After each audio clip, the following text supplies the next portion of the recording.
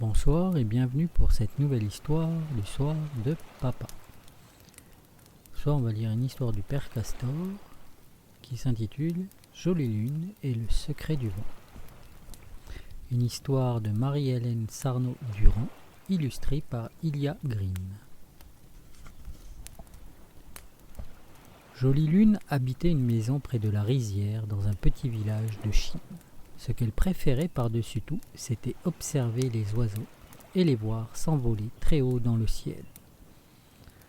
Un jour, sur le chemin menant chez elle, elle trouva un oiseau qui s'était blessé. « Je vais le soigner, se dit-elle. Il guérira et il m'apprendra tous ses secrets. » Les jours passaient. Dès que le soleil s'était levé, Jolie Lune travaillait dans la rizière et repiquait le riz avec ses parents et les autres paysans. Dès que le soleil se couchait, elle s'occupait de son oiseau. Elle lui donnait les restes des repas de la famille, des pousses de bambou, des épluchures de légumes et de fruits. Jolie Lune lavait les plumes de l'oiseau avec quelques gouttes d'eau et beaucoup de douceur. Elle le caressait en lui murmurant des mots d'encouragement.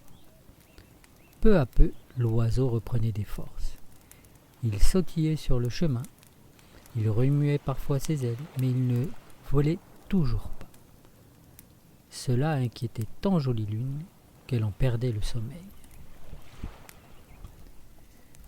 Une nuit, elle quitta son lit et s'approcha de la fenêtre.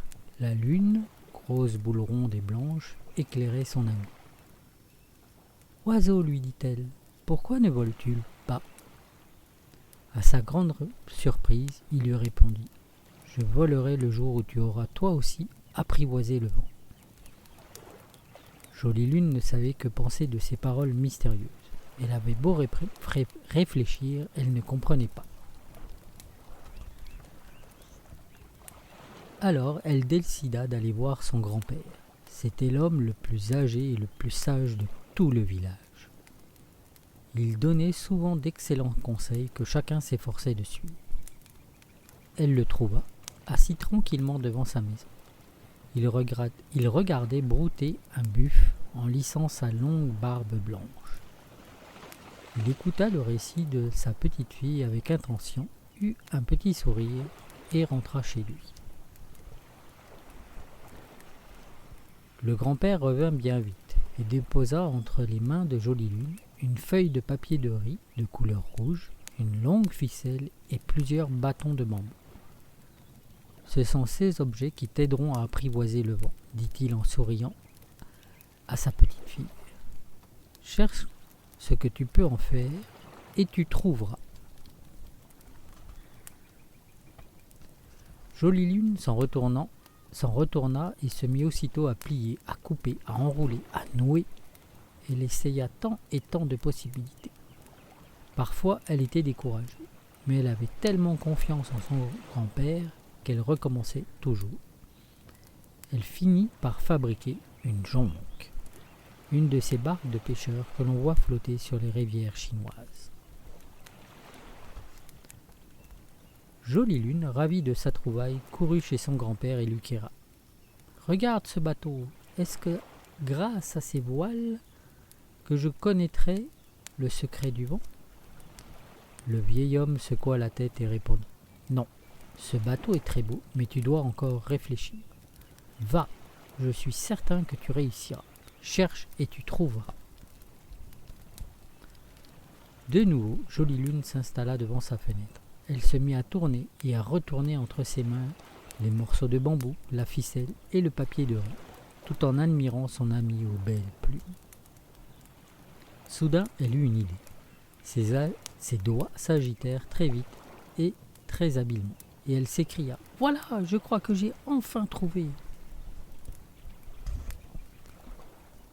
En entendant ces cris de joie, son grand-père accourut.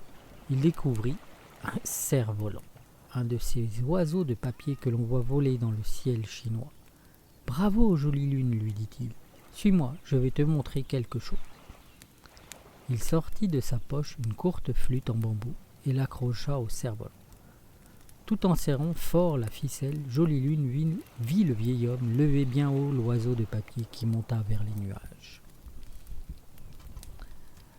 À l'instant même où le cerf-volant s'élevait, le vent fit chanter la flûte et une douce musique s'échappa de l'instrument. L'oiseau se mit alors à battre des ailes et s'élança à son tour dans le ciel comme pour l'accompagner. Jolie Lune n'en croyait ni ses oreilles ni ses yeux. Elle avait tellement attendu ce moment merveilleux. « Merci grand-père, merci l'oiseau !» Depuis ces jours, près de la rizière, on peut très souvent apercevoir une petite fille et un oiseau qui jouent au cerf-volant et le vent qu'ils ont apprivoisé. Voilà, j'espère que ça vous a plu et je vous souhaite une très bonne nuit. Surtout, n'oubliez pas, abonnez-vous et soyez bien sages. Bonne nuit. Au revoir.